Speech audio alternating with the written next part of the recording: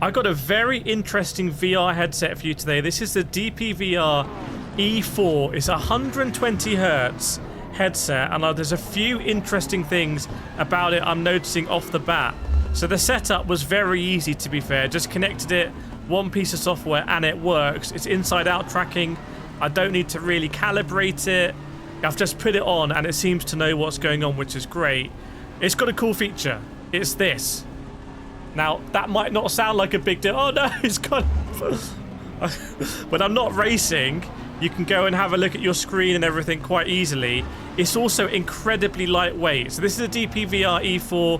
This was provided to me for free by DPVR, so it is a sponsored video. Important you know that. But I'm going to put it through its paces here at the Nürburgring in ACC. So again, all I've done is I've opened Steam through the headset, clicked ACC, and I'm in a race here at the Nürburgring. And wow, here we go then. I mean, it's pretty incredible that it's just working, and it's very lightweight. I think this is the most lightweight headset that I have used. I don't think it's the highest resolution that I've ever used. I'll have to put the specs up, but it's very smooth, 120 hertz, super lightweight. And it came with these white headphones you see me wear. Oh my goodness me. We're just going to go around the outside here. Crack on then. It's a classic ACC traffic jam. I've done a big grid race here at the Nürburgring. And the frame rate, well, the proof in the pudding will be if I'm not sick, then the frame rate's okay. But right now it's very smooth. I'm trying to think about the field of view compared to other headsets I've used. But right now, I feel I can award this the prize for the easiest to use headset. PSVR is a bit different because it's just one cable on your PlayStation, but you can't use it on the PS5. This feels like a PSVR 2 equivalent setup on PC. Come on, let's turn it in.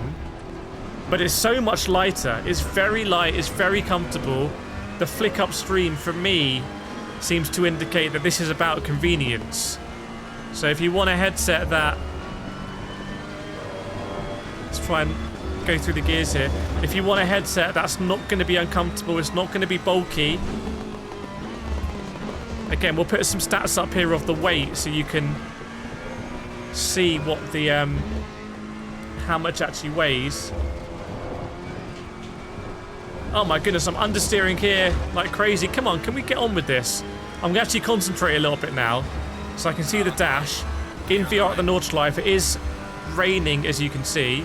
Got the wiper on.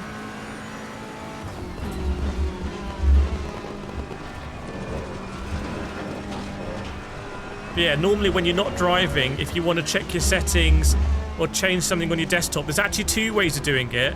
This does have full pass-through, so you can double tap the controller and it will just pass through in the cameras. It is black and white, but you can see through the world.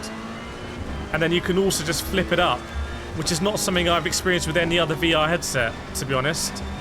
Having a flip up. I don't know if that's commonplace or not, or if that's a DPVR E4 special. I'm going to have to really get a move on here to try and catch up with these cars.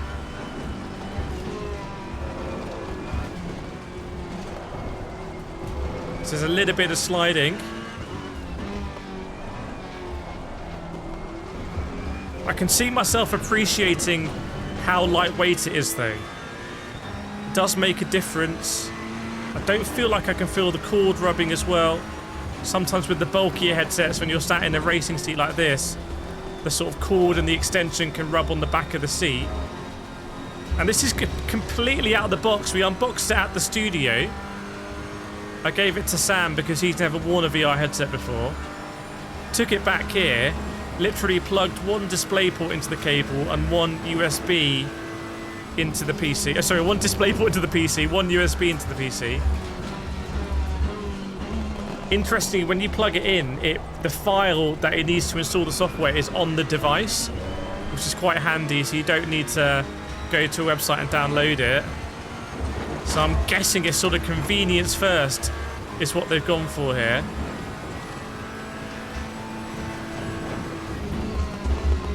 Well, we are catching now as we come through Adenau. There we go. We've caught up with the pack.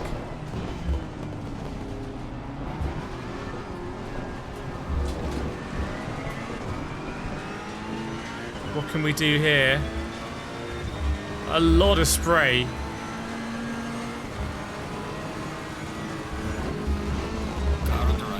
Up the inside. Yes, yes, yes, yes, yes. We'll have you. I mean, I'm also driving on a, top of the range Asher McLaren Artura Pro racing wheel and a Moser R16 wheelbase and Fanatec V3 pedals. So it is a top of the range sim racing setup, albeit on a GT Mega Prime Lite. It's not a top of the range racing rig, sort of intermediate. But the headset does feel very much at home here. Need to try and find some faults. Whoa! I don't think it's the highest resolution headset I've ever tested. But it's definitely very smooth, and I didn't have to calibrate it. I mean, going back to my PSVR 1, where we'd always lose tracking and drift, or the PSVR 2, as we know, well, my one has a lot of drift.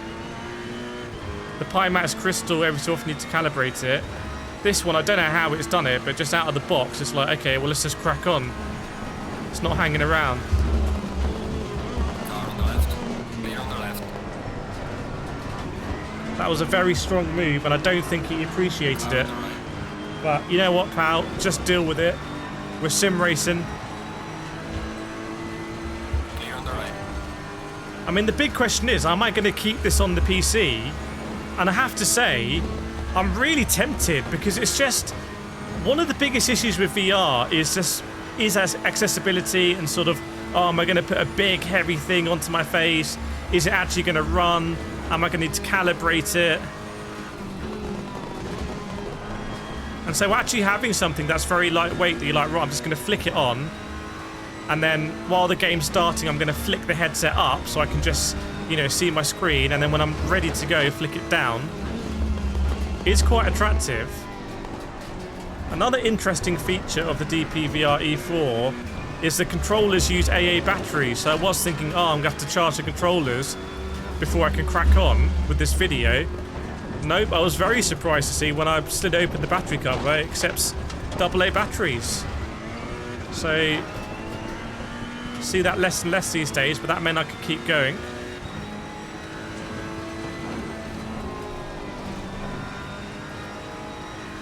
Did see in the firmware there are options for 90 Hz as well. Oh, no, no, no, no.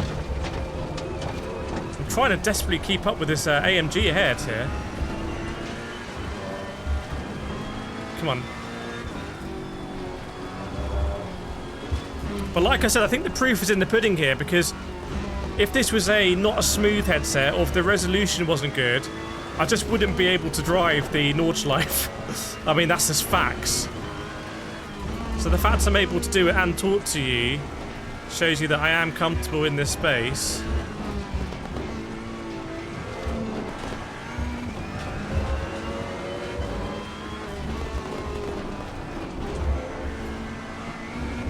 There's some more cars up there. Maybe I'm going to work with the AMG.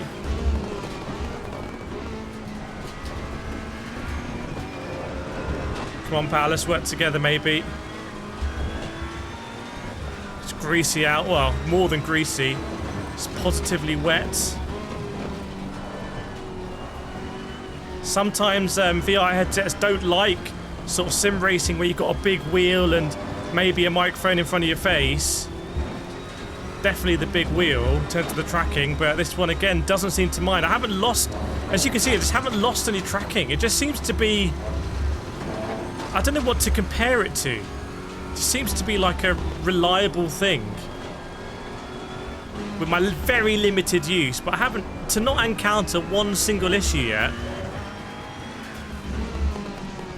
It's pretty good. Whoa.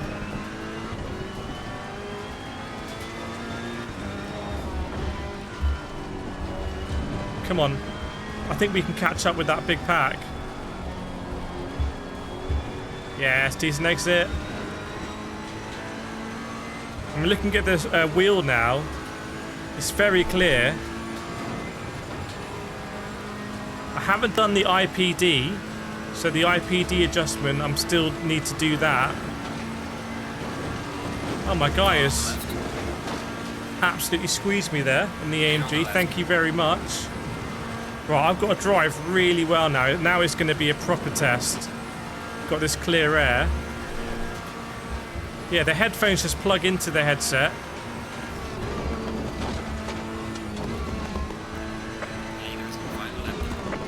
Right, everyone, let's see what we can do in the DPVR E4.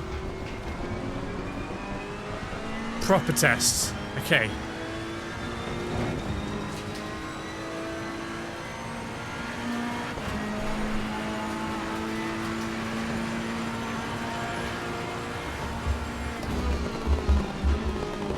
So I can see my gear indicator there in the dash. Little bit deep, but not too bad, to be honest. We've caught up. Come on, come on, come on! TC kicking in second gear. I can see the TC indicator flashing there. If I was a bit more confident, I would map it to the iRacing encoder. But to be honest, I don't think I need less TC here. I wonder, is that the leader maybe? I can just see going around the hairpin there. In terms of visual quality, I'd definitely say this is more PSVR 2 ACC than Pimax ACC in terms of pixels.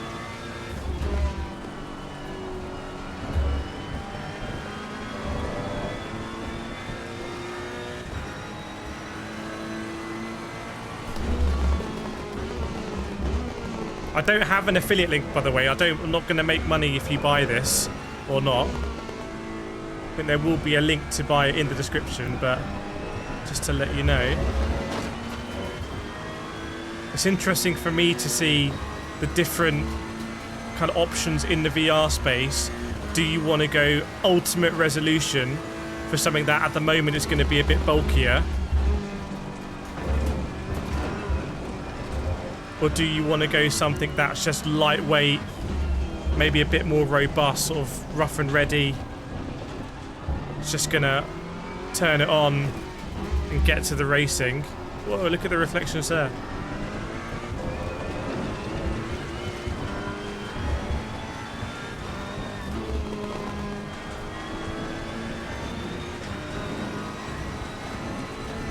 I'm properly engrossed in this, I have to say. I feel like I struggle through this section because I'm not so confident with the curbs.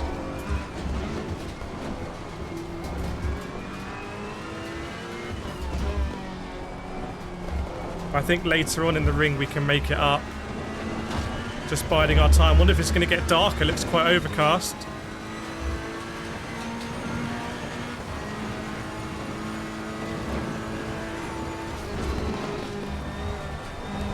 Come on. Yeah, it's quite freeing to not have a super heavy headset. I'm not going to be sweating as much. I feel like there's no restriction on me moving my head, because sometimes subconsciously if it's a really heavy one with a cable tugging, you kind of don't want to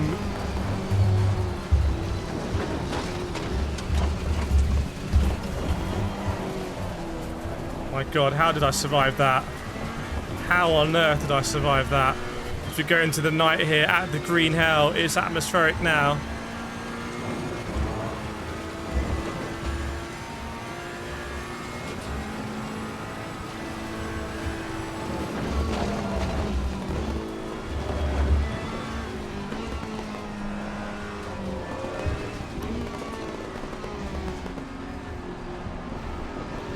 Let's get into the Hurricane.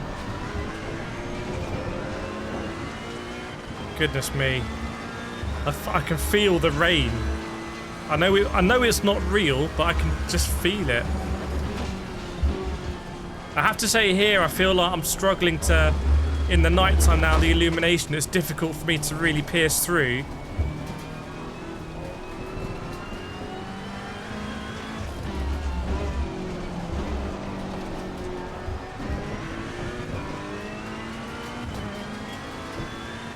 How on earth are we going to pick this lock?